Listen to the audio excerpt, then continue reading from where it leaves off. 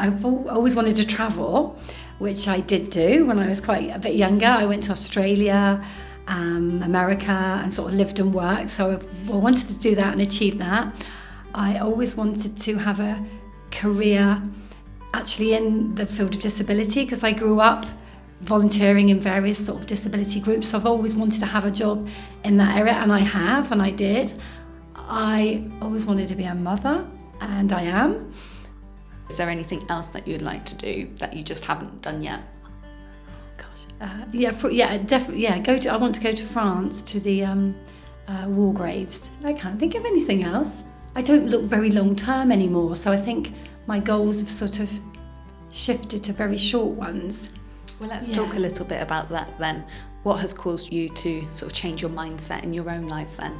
About 3 years ago now, my youngest son had a very sudden illness. It's affected his mental health hugely, so it's a hidden illness. He looks the same on the outside, our family look the same on the outside, but it's sort of caused huge upset everywhere. I mean, for that reason, I now look very short term, because he hit a very severe depression within that.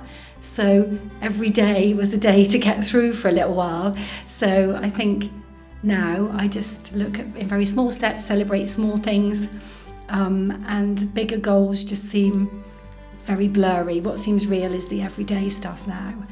His illness, did that have a sudden impact on you as well? Was it immediate? Gosh, yes, yeah, absolutely. Because I was working, I've sort of got 2 older sons, so I'd gradually increase my hours. I am a single parent, but they have a very supportive dad, so I'm the main carer at home. And yes, I can remember I think I shipped my mum down. I mean, it's quite a blur. My brother isn't that far away, and my sister, so people sort of rallied round. But I remember feeling like I was squeezed, like someone was squeezing everything that I had normally going on in my routines, and especially work. And I did end up having to take a period of time out of work because my own health suffered.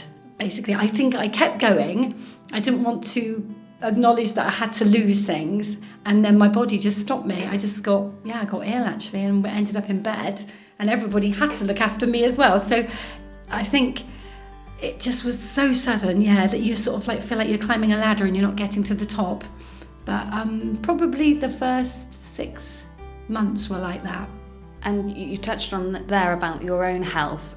If you're not looking after yourself, then you're unable to look after your son. It's a bit like when they say on the airplanes, isn't it? Make sure you strap on your own mask before putting on your child's, because otherwise who's going to be able to look after them? Yeah.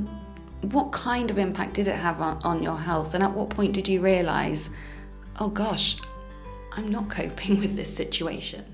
I wasn't sleeping very well. I was just on like a frightened rabbit. You're waiting for something to happen all the time. And my mood, I'm a very sunny person, but my mood was lower. I could just tell I was forgetting things, I was having to write everything down, because I think I was just giving out everything to, obviously to my son, which any parent would, but neglecting me. And then it was pain then that manifested in me that just stopped me, and I had to go to bed. So it sounds very sudden, but I think our bodies or minds do things to stop us. And how are you feeling in yourself now?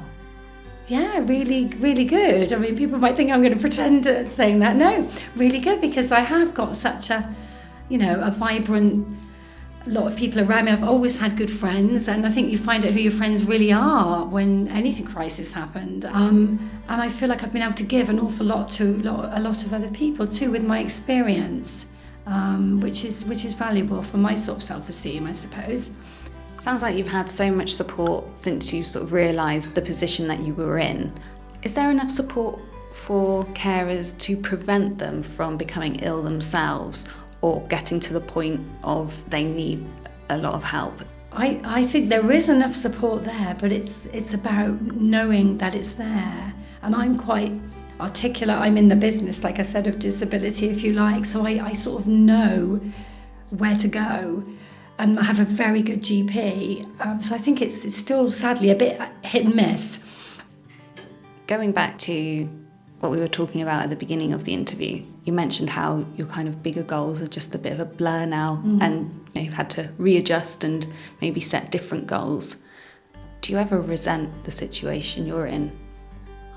Not towards my son, because I feel for all I'm struggling, his struggles are harder. No, I think I have days when I think you can all think the why me, but no, not to be honest, because there's always somebody else worse off than you. And as I say, I come across a lot of other carers and parent carers who are just amazing. So I don't really struggle with that one. And I think if you do, though, it's very natural, because, you know, it's hard. We all want to do what we want to do. And when something stops you, it's natural to feel really frustrated and angry. So I think I have quite a low level of that, luckily. And I think to have a high level of that, it's really tough. It is tough, but certainly no one should ever feel guilty about that. They should just talk about it. And going along to groups with other carers, you realise that that's such a normal part of it.